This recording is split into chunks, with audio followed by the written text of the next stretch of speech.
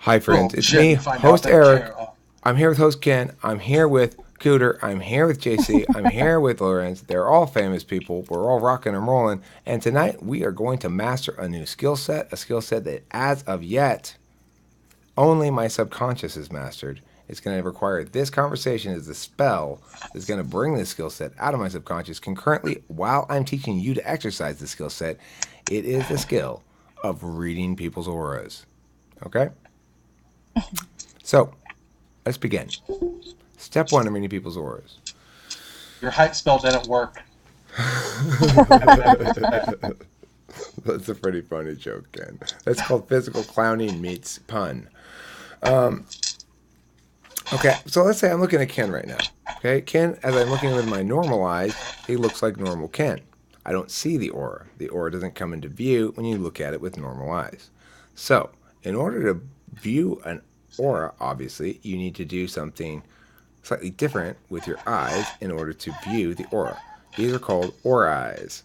And when you use aura eyes, what it means is first I want you to just relax your eyes so you lose focus. So things get fuzzy, things get gentle, things get soft. Okay, so now things are kind of blurry. Let's try it. Everyone just open your eyes, take a deep breath, breathe it out. Just let your eyes go super fuzzy. Ah. Okay, now that might hurt your eyes at first. It probably does. Your aura reading muscles are not accustomed to usage at the moment. But that just means you need to practice a little bit more. So, when you get in the habit of successfully being able to lose focus of your eyes by. Okay, well, here's the trick. If you're having trouble doing this, I want you to do the following thing. I want you to keep your eyes open, but try to concurrently visually imagine something. Try to focus on what's inside your head instead of what your eyes are revealing, even though your eyes are open. So you might want to pick a spot on the wall and try to picture something really clearly in your head, like a scene with a progression of events. Try to picture a scene of Christopher Columbus standing on the shore of Portugal. He's talking to the king, he's talking to the queen, he's saying, okay, I'm going to get on the boats now. We're going to go that direction over there, and we're hopeful when we get on the other side, there's some shit there that we want, and we're going to be like, fuck yeah, we're stealing this shit, and we'll bring it back to you. And the king and queen are like, right on, dude. And okay, so right there, you probably were not seeing what you were looking at, but rather the story that I was telling, maybe, if possible. I was seeing it in my head. So what you need to do is master that you're attending to your eyes without actually seeing through your eyes. Like I was just doing, I was attending to the story, so I wasn't seeing through my eyes. You need to attend to your eyes, but not actually see through them. That's the trick. So once you've mastered it, what you're going to notice when you look at people's auras, and this is how you tell a real aura reader from a fake one. A lot of people think it has to do with color. That's why people are so dismissive of aura reading. It's Dude, not your aura's color. black. This is awesome. It's actually the frequency pattern of the edge of the aura, okay? Because the aura uh, resonates at different frequency waves. So you might get somebody who's agitated, their aura is going to have a more of a jagged quality to the frequency. It's going to be more abrupt and going to be starker changes in variance and pitch and stuff like that. It does have a slight hum to it. You can hear it depending on what kind of range the aura is in. If the person is highly agitated but not focused, it'll be too high pitched. You won't even be able to hear it at all. However, if the person is asleep, you'll hear sort of a low hum. A lot of people who say they can hear auras will say though sleeping people are difficult because the hum blends in with the natural kind of breathing resonance that a person has. What's best is to find a person who's calmly sitting in a chair. What you'll hear is this tone. Once you've got it tuned in, listen for it carefully. It goes like this.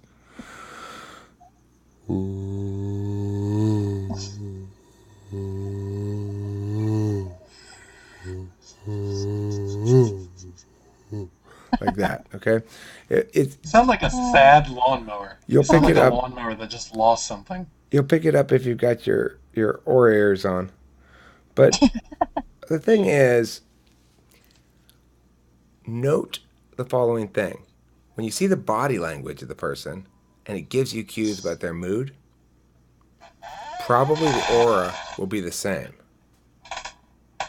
Okay, so when you're aware of what their mood is consciously, it allows your unconscious to reveal to you the aura that represents what you already believe. It's part of the aura magic. And in order to accomplish this aura magic, all you need to do is send $750 to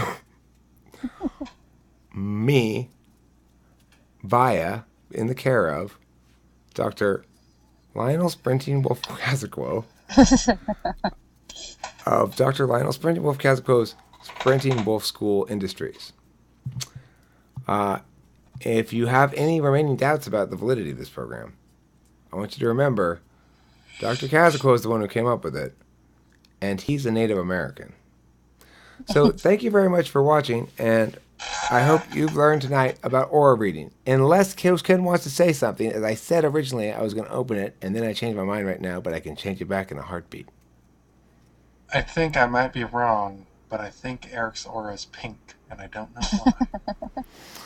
Ken, I think you missed the message of the aura video.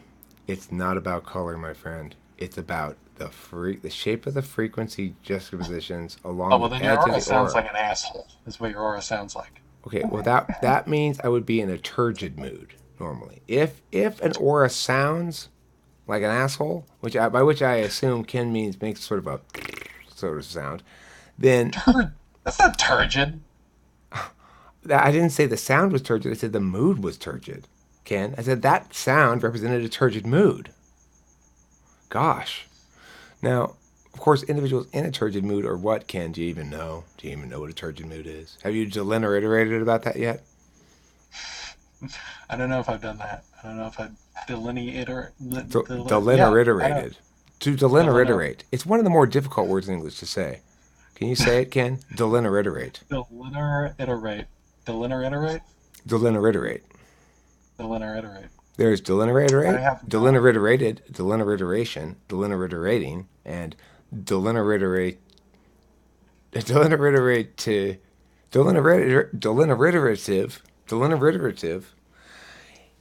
When you are discussing delineriterative matters, that's when you know what it means to be turgid. When you are turgid, that's when you know what it means to make a sound with your aura. Have we cleared it up now? No. To me, that it's kind of flimsy. It's sort of meh. Turgid doesn't. Turgid is like. It's not strong enough. What do you think turgid means? Do you know that turgid is actually a word? Yeah. I figure it has to do with hardness.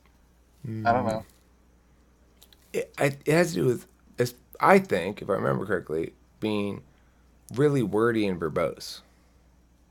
It's like verbose or wordy. Yeah. Unnecessarily dense. Unnecessarily dense in language. Probably I'm turgid. I think I'm probably quite turgid sometimes. But delineration and delineriterative are the more important matter. Because when you delinerate enough, you produce delineriterative finalia.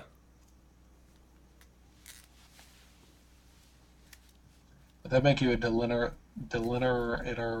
a file? It would. You would be a delineriterative file. Delineriterative file. Hey, Kent, do you enjoy crunchy country croutons? Or do you prefer crunchy country croutons or country crunchy croutons? Which one do you prefer? How about you? I like Cooter? Go ahead, Ken. Cooter? I like croutons. Oh no, I was googling turgid. I was googling that word. Turgid. I thought it was turgid. Whatever you said. Turgid. Turgid. Oh, okay. Turgid. Okay. It means crunchy country croutons. Yep.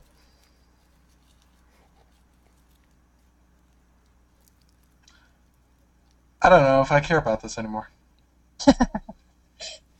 Ken, you're a sourpuss. You know that, right? Well, somebody has to act as a balancing act to your just radiating. Yeah. Okay, balance away. Well, I tried earlier with the T Rex hands, and that only got me so far, so I'm swinging in the other direction. Yeah, that would be piling on rather than balancing out. Not that I don't think it's. I'm not saying you did either, but Well, I'm what's your just. point, Eric? You're saying maybe I do, maybe I don't. What's your point? My point is I don't have any point. I just said I could have a point. I mean, I could jump back in the behind the reins. Would you like to drive the cart for a while? Drive the cart to where? Well, where do you think we're going, Ken? Gosh, enlightenment. Is it somewhere less? Is it somewhere different than whatever this shit is? I don't know, Ken. You'd be driving. Okay.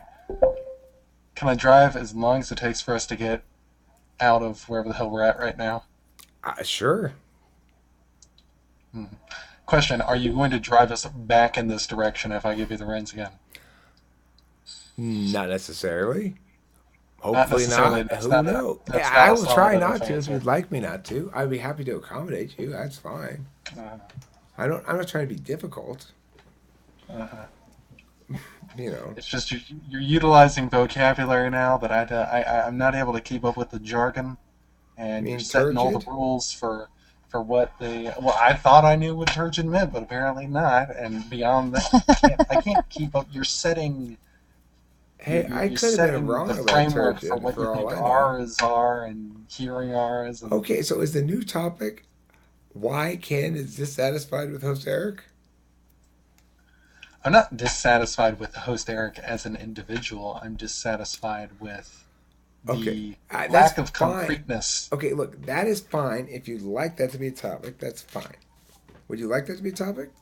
No, Okay, what topic would you like? Or would you like the no, reins? no. Or would you like to instruct me to take the reins but drive us someplace else?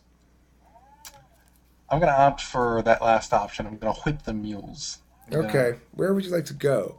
Would you like to go to Serious Town? I could take us I don't there. like to. I don't like to pigeonhole it into either serious I'm town or enjoying any the other challenge thing. though. I want to be assigned exactly what Host Ken wants, and I want to pull Oh, it off okay. and kill it. Okay.